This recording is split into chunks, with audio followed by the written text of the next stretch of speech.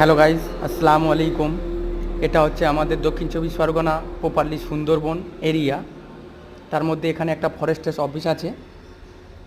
তো এবং এইভাবে যদি লুকোচুরি কেউভাবে যদি নদীর মধ্যে পিকনিক বা এরকম জাল নিয়ে বেড়াতে যান, তো ফরেস্টের অফিস বোর্ড দেখে তো আপনারা সাবধানে জাল ফেলবেন।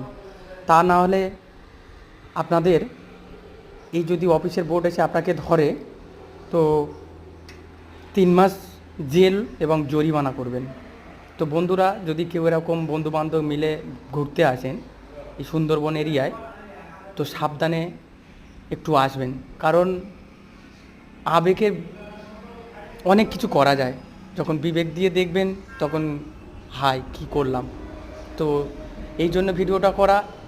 বন্ধুরা, সবাই একটু সাবধানে অফিসের বোর্ডকে একটু লুকোচুরিভাবে দেখবেন।